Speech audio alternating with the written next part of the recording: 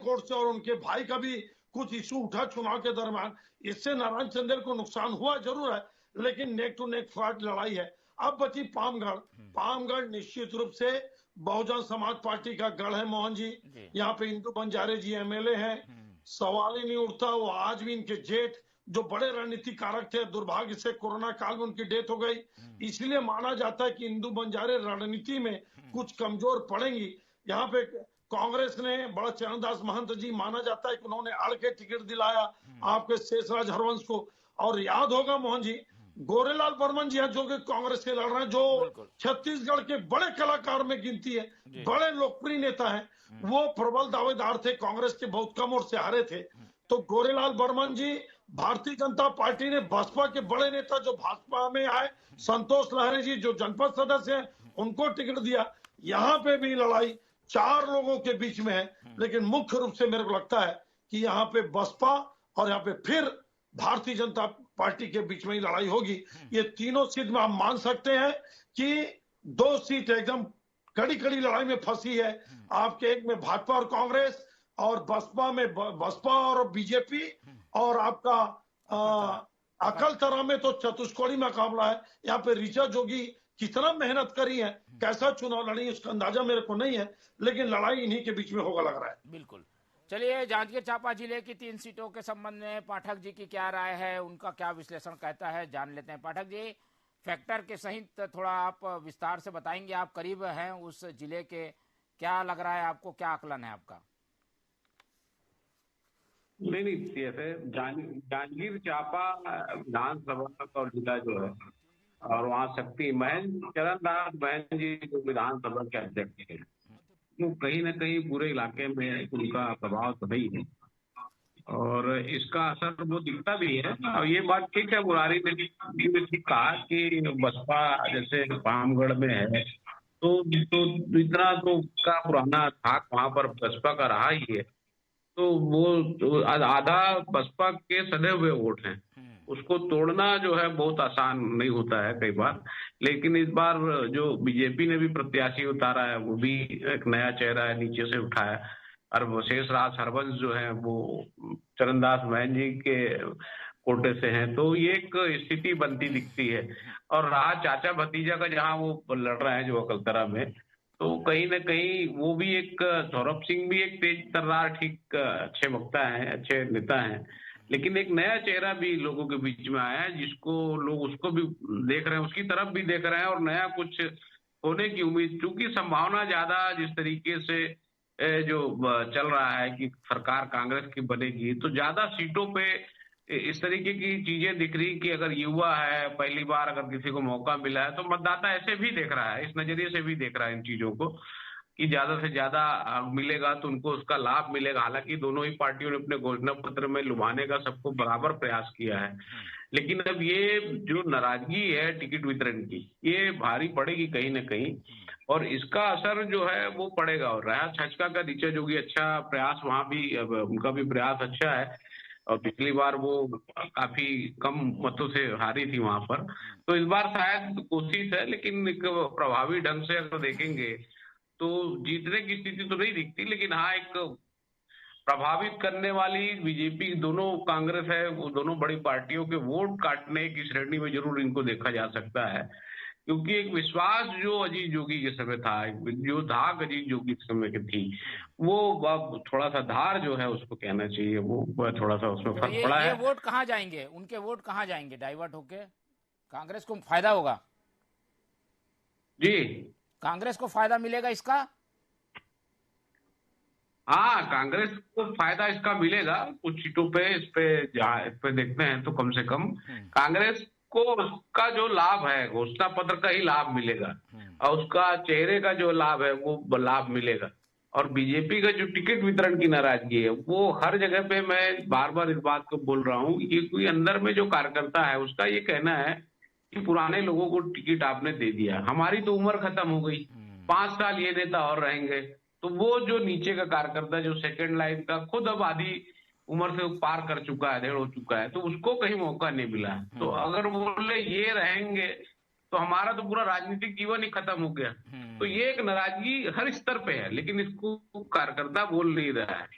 और इसका नुकसान जो है बीजेपी को, यही कारण है कि कार्यकर्ता उतना जूझा नहीं। जैसे मसूरी में कार्यकर्ता इस बार इस तरीके से जूझा है और इसको मैनेज नहीं कर पाए वहां के प्रत्याशी, ये बड़ी बात है। वो आक्रोश जो है कार्यकर्ताओं के घर पर लेकर के उनके हर रैली में और तमाम जगहों पे ये दिखा है। ये सीधे तौर पे ये कार्यकर्ता लंबे समय से आपके पीछे घूम रहा है और अगर आप कार्यकर्ताओं को अब दोष देंगे तो ये ठीक नहीं है, क्योंकि आप 15 साल सत्ता में थे, तो इसीलिए कार्यकर्ता को भगवान मानना ही पड़ेगा आपको।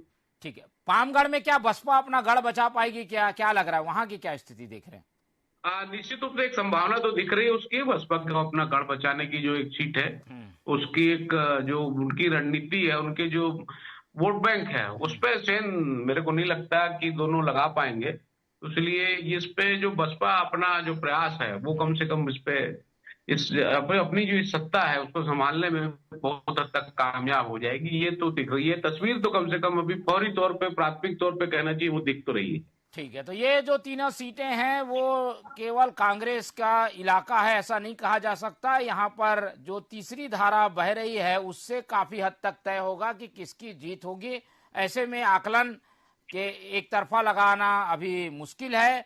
समीकरण बार बार बनते बिगड़ते दिख रहे हैं। परिणाम जनता बताएगी 3 तारीख को। फिलहाल ये जांजगीर के हमने 3 सीटों की चर्चा की। अब बात कर लेते हैं मुंगेली जिले की, जहां के 2 सीटें हैं।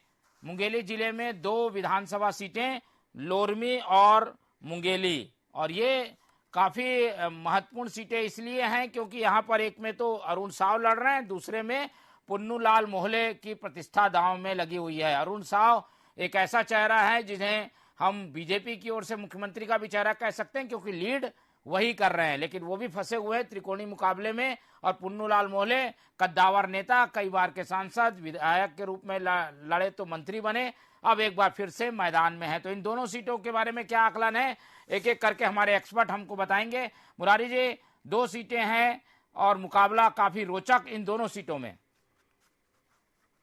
देखिए, मुंगेली में भारतीय जनता पार्टी के पराजय योद्धा पुन्नूलाल मोहले जी, जो पूर्व विधायक, पूर्व मंत्री, पूर्व सांसद हैं, मेरे को जहां तक याद है कि 5-6 बार से एमएलए हैं और 2 बार सांसद रह चुके हैं जब बिलासपुर सुरक्षित सीट हुआ करता था एससी वर्ग के लिए।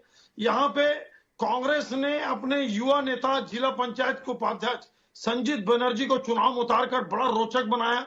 और मोहन जी, शुरू में तो ऐसा लग रहा था कि कहीं पुन्नूलाल मोहले जी तकलीफ में ना फंस गया। और आपको मैं बता दूं कि मुंगेली बहुत अच्छा, मतलब ये पूरा इलाका आपका किसान का इलाका है, गन्ना का इलाका है, पूरी तरह से कहीं इसके एक छोर आपके जंगल के एरिया में पड़ते हैं।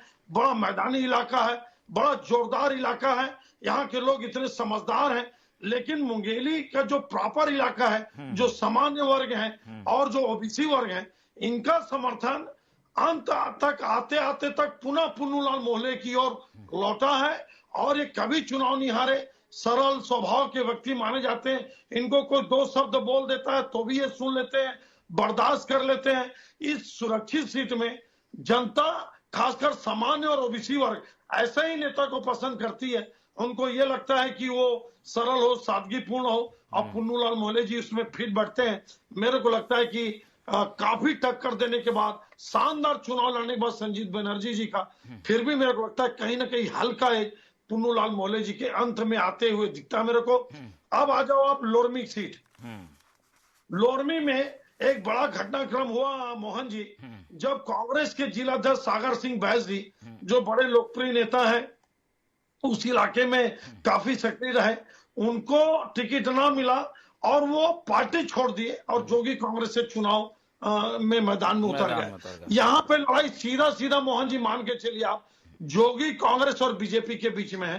कांग्रेस के प्रत्याशी तो यहाँ पे असहाय बन के घूम रहे थे। जहां तक मेरे की नॉलेज में है, जानकारी में है, कांग्रेस के प्रत्याशी को डैमेज सिर्फ सागर सिंह बैस नहीं किए, बल्कि एक निर्दलीय जो सतनामी लड़का है बर्मन करके, वो भी भयंकर डैमेज कर रहा है।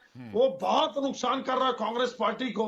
तो यहाँ पे कांग्रेस पार्टी तो कहीं दौड़ में मेरे को लगती ही नहीं है। आपका लोरमी में मुख्य मुकाबला अरुण साव और सागर सिंह बैस के बीच में है। जंगल का जो इलाका है, आदिवासी लोग हैं, वो सागर सिंह बैस को समर्थन दिए, वो चाहे जोगी कांग्रेस के नाम के कारण हो या साहू समाज के कारण हो, मैं नहीं समझ पा रहा हूं, लेकिन मेरे को लगता है कि जोगी नाम का उनको फायदा मिला और वो संगठन में 5 साल सक्रिय रहे, 4 साल, उसका भी फायदा मिला। या मुख्य मुकाबला अरुण साव और सागर सिंह बैस के बीच में है। बीच में तो ये लग रहा था कि अरुण साव बहुत बुरी तरह फंस गए, लेकिन आखिरी में जब वो समय दिए, लोगों को ये लगा कि ये बड़ा नाम है, ये अरुण साव प्रदेश अध्यक्ष है, हो सकता है सत्ता बीजेपी आ गई तो ये मुख्यमंत्री बन जाएंगे, मुख्यमंत्री नहीं बनेंगे तो बड़े मंत्री बनेंगे। ये जो भावनाएं चली, इस भावनाओं का लाभ अरुण साव को जरूर मिलता हुआ दिखता है लास्ट में। अगर आप चुनावी रणनीति बोलोगे, आप चुनावी लड़ाई बोलोगे, तो सागर सिंह बैस भारी थे चुनाव लड़ाई में, लेकिन ये लगा कि ये भारतीय जनता पार्टी का प्रदेश अध्यक्ष है, ये बड़ा नेता बनेगा, मुख्यमंत्री भी बन सकता है। ये भी चर्चा वहां के कार्यकर्ता चला है कि आप विधायक नहीं मुख्यमंत्री चुन रहे हो। इसका फायदा मेरे को लगता है कि अरुण साव जी को मिला है, लेकिन यहाँ पे लड़ाई जोगी कांग्रेस और बीजेपी के बीच में, कांग्रेस तो कहीं है ही नहीं है। ठीक है, चलिए अब हमारे पाठक जी जुड़े हुए हैं, उनसे भी राय ले लेते हैं। पाठक जी, इन दोनों सीटों के बारे में आपका क्या आकलन है? लोरमी, यहाँ पे ये भी बताइएगा कि लोरमी से जो शिफ्ट होकर विधायक यहाँ के थे वो तखतपुर चले गए, उसका क्या फायदा मिलेगा या नुकसान होगा इसका? लोरमी सीट और जो मुंगेली सीट है, दोनों ही सीट पे बड़े चेहरे हैं। एक तरफ अजय योद्धा है, पुन्नूलाल मोहले, जो लगातार आज तक चुनाव नहीं आ रहे सरपंच से लेकर के, और दूसरी तरफ है सांसद है, प्रदेश अध्यक्ष हैं, अरुण साव हैं। तो ये दो बड़े चेहरे हैं और दोनों ही अभी कह लें टाइट पोजीशन में है। हालांकि ये बात अलग है कि निश्चित रूप से जैसे मुरारी ने कहा कि अरुण साव को समाज के लोग एकजुट होकर के मुख्यमंत्री के चेहरे के रूप में देख रहे हैं, और ये वजह है कि भाई दो साहू हैं, तो चूंकि अरुण साव को जिस तरीके से तवज्जो तब मिली, जैसे प्रधानमंत्री जब बिलासपुर आए थे तो दो लोगों ने भाषण दिया, उसमें अरुण साव एक व्यक्ति थे, दूसरे भाषण देने वालों में प्रधानमंत्री नरेंद्र मोदी थे। तो ये वो मैसेज देने की कोशिश बिलासपुर जिले से की गई है, और ये संभाग की सीट है, 2 सीट उधर चली गई है, एक साहू को दिया गया है। तो निश्चित रूप से ये जो अरुण साव का चेहरा है, जो उसी के नाते और वही सब जो साहू समाज के लोग हैं उसको इसी पे फोकस कर रहे हैं कि अगर लोरमी से अरुण साव जीतते हैं तो उनको मुख्यमंत्री बनाया जाएगा, और इसी बात को लेकर के ही ज्यादातर वोट जो है वो, हालांकि थाने साहू को हल्का समझा गया और सबसे ज्यादा, लेकिन वो हल्के साबित नहीं होंगे ऐसा मेरे को लगता है, क्योंकि उठना बैठना समाज में उनका भी रहा है। पिछड़ा वर्ग आयोग के अध्यक्ष हैं। हाँ, पिछड़ा वर्ग आयोग के अध्यक्ष भी है, तो उनका एक आना जाना स्वाभाविक रूप से है। और अरुण साव सांसद बनने के बाद एकदम से उधर गए। हालांकि इसमें जो धर्मजीत का रोल है वो भी ये अहम है, लेकिन धर्मजीत के जाने का या उनके रहने का कोई फायदा मिलेगा? धर्मजीत अपने समर्थकों को मदद करा दिए होंगे अरुण साव के साथ जोड़कर, ऐसा कहा जाता है कि वो धर्मजीत के समर्थकों का उनका फायदा मिला होगा और मिलेगा, ऐसा करके कि राजनीतिक एमओयू आपस में इन लोगों के बीच में कहा जा सकता है, जिसको कि इन लोगों ने महसूस किया है या करवाया है। लेकिन अगर इतनी बढ़िया सीट होती तो धर्मजीत को शायद लोरमी छोड़ के जाना नहीं पड़ता। अगर ऐसा बहुत अच्छा हेल्दी माहौल अगर था उस जंगल का, लोरमी के जंगल का, तो उनको शायद नहीं जाना पड़ता। कहीं ना कहीं कुछ चीजें राजनीतिक ऐसी चीजें रहती है जिसको आदमी बोल बता नहीं सकता सार्वजनिक रूप से, और लेकिन वो एक सौदे के तहत रहती है बीच में। लेकिन फिर भी ये तय है कि धर्मजीत का कुछ ना कुछ लाभ तो उसके जंगल का, उनके पुराने मित्र यारों का, उसका लाभ तो जो है वो अरुण साव को जरूर मिलेगा, और ये सीट वो निकालने की उम्मीद अभी तक की जो दिख रहा है तस्वीर वो यही है।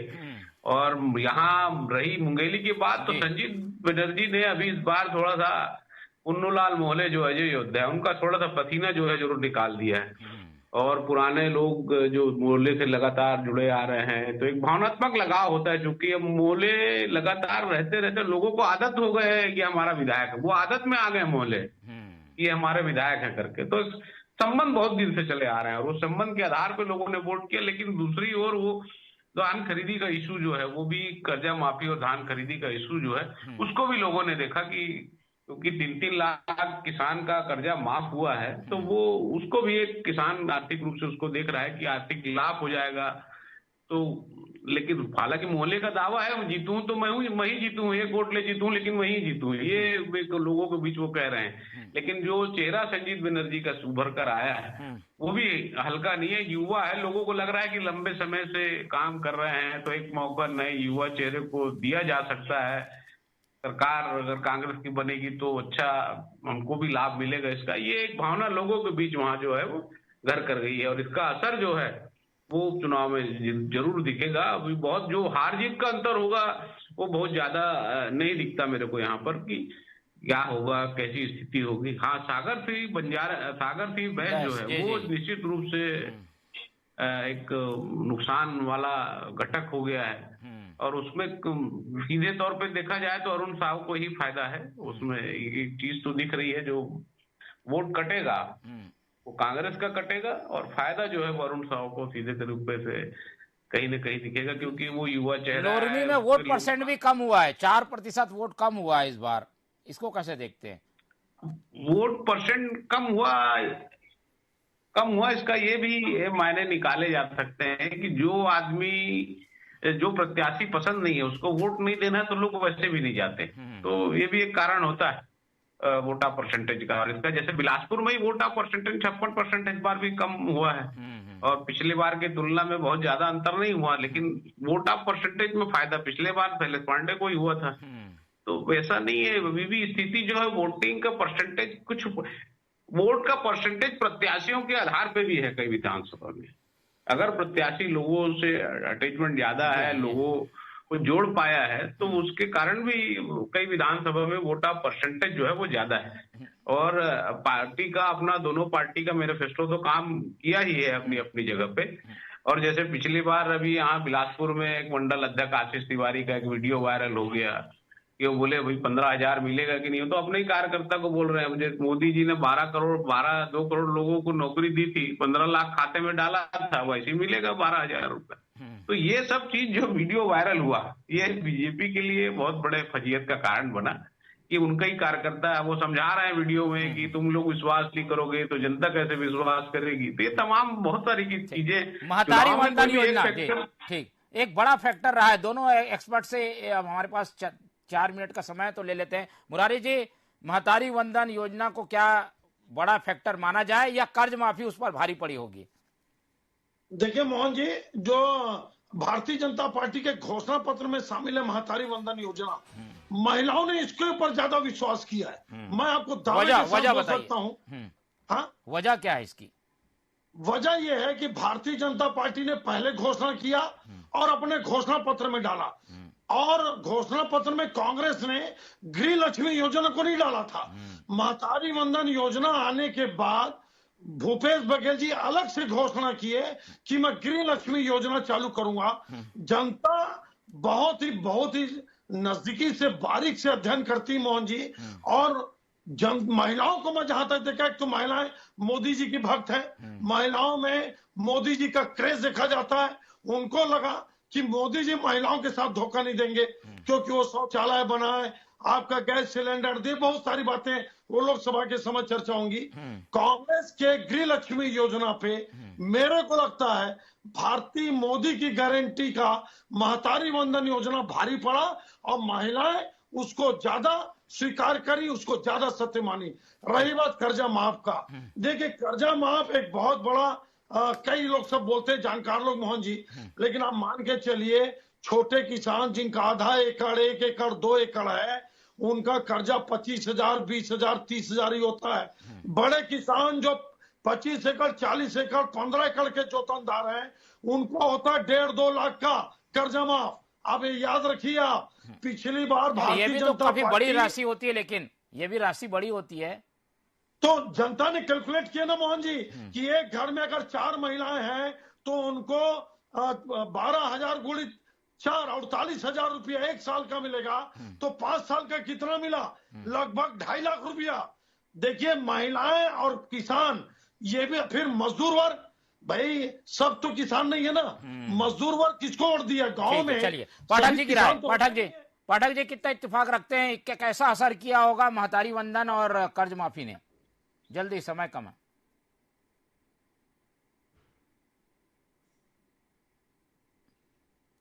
पाठक जी आवाज मिल पा रही है? जल्दी पाठक जी, आपकी क्या एक्सपर्ट व्यू? जी सवाल रिपीट करेंगे जी। मैं ये जानना चाह रहा था आपका क्या आकलन है इन दोनों योजनाओं को लेकर, महतारी वंदन और कर्ज माफी, कि कौन ने ज्यादा काम किया चुनाव में? नहीं, दोनों की योजना तो देखो ठीक, बात भरोसे की थी। आपका वो 15 लाख तो आपने जुमला बता दिया। मैं मानता हूं कि कांग्रेस ने देर से घोषणा किया 15,000 लेने का, बीजेपी ने पहले घोषणा किया था, लोगों ने उसको माना भी, और जबकि कांग्रेस ने देर से किया, ये बात चुनाव तक लोगों तक पहुंच भी नहीं पाई ढंग से। कांग्रेस भाजपा ही पहुंचाने में बहुत सफल हुए अपनी बात की 12,000 देंगे, लेकिन बात भरोसा नहीं हुआ। कुल मिला के बात भरोसे की थी, देने का 2 महीने 2 बार का बोनस किसान को रमन सिंह ने नहीं दिया, और जो 15 लाख की बात है, तो ये जुमला ये है एक बात। योजना अच्छी थी नो डाउट, लेकिन भाजपा विश्वास नहीं दिला पाए, क्योंकि भूपेश सरकार ने बोला और दिया, ठीक है, और ये बोल के नहीं दिए, तो ये एक अविश्वास की स्थिति, ये बड़ी चीज काम कर रही है। ठीक है, तो भरोसा किस पर है, भरोसा किसका रहेगा, इस पर परिणाम निर्भर करेगा। और क्योंकि एक टैगलाइन भी थी सरकार की, तो वो टैगलाइन इस समय परीक्षा की घड़ी में है, परीक्षा में कितनी सफल होगी वो जनता तय करेगी। फिलहाल हमने बिलासपुर संभाग की करीब सीटों पर चर्चा की है, वो सीटें किस तरफ जा सकती है, क्या हो सकती है, ये आकलन है, लेकिन आखिरी फैसला तो 3 तारीख को पता चलेगा। बिलासपुर की चर्चा आगे भी जारी रहेगी। फिलहाल विदा लेते हैं मुरारी जी से, बहुत धन्यवाद आपका। शैलेंद्र पाठक जी ने हमें समय दिया, बहुत धन्यवाद आपका। और हम दर्शकों से उम्मीद रखते हैं कि आप लोग देखते रहिए TV 24। मुझे दीजिए इजाजत, नमस्कार।